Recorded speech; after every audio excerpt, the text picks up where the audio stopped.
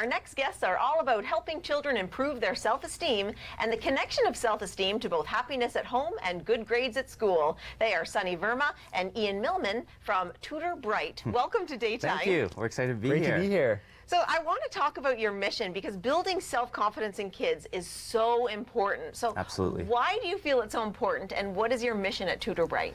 I think self-confidence is the stepping stone of success in anybody. So if you're not confident, it's really, really difficult to achieve anything that you ever want to do.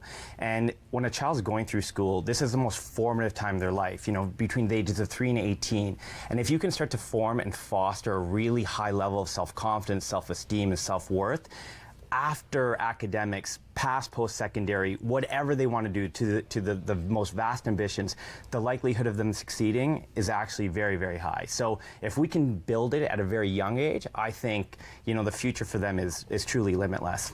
Where did this passion, I mean, both of you are very passionate about making this happen. Where did it come from? Ian, I'll ask you, where did your passion come from? Well, my passion came from mentorship. And, you know, I think when I was in university, that was the first time I had a professor who really mentored me and made me really appreciate a subject in a way that I never had before. And I think that kind of set me on this totally different path. And I think that's what a great mentor will do.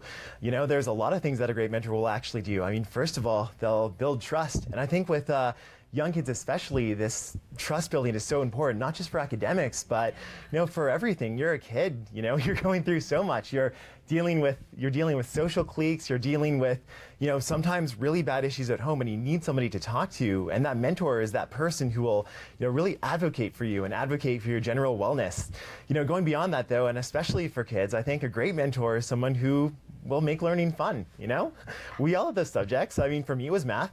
For you it could have been something else, but we all have those really boring subjects. For me, it was all subjects. Yeah, there you go.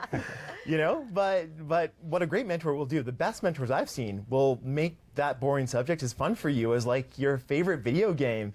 You get addicted to it even. And I think even beyond making learning fun and really building trust, I think the most important thing for any mentor is to tell a student or tell their mentee that they can.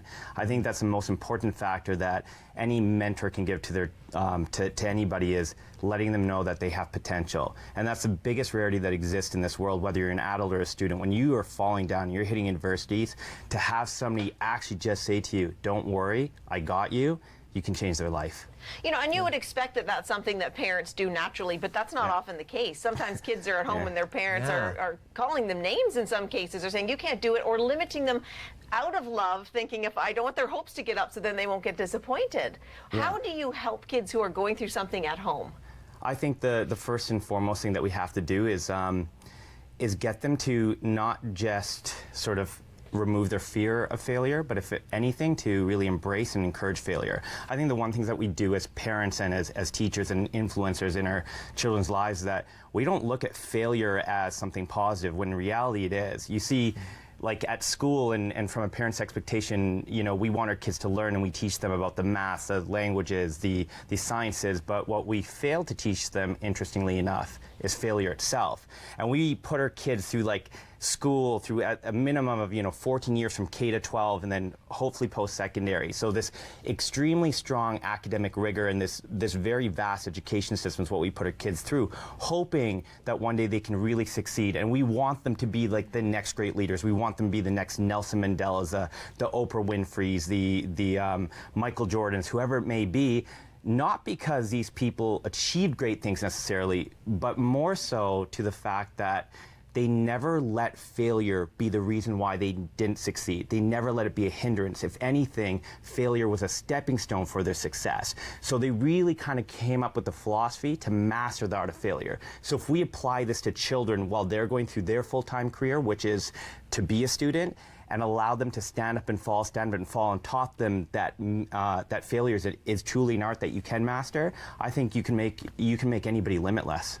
So in essence, you're teaching them not to be afraid of failure. And the only way we can succeed in life is to make more mistakes. Absolutely. Because if you're not making enough mistakes, you're not taking enough chances. And if you're not taking enough chances, you're not going to go anywhere. Yeah, absolutely. And with that, with failure, I think we get a lot of labels. And what are your thoughts of labels? We're going to continue this conversation. It is so good. We're going to have more with TutorBright when we return. Stay with us.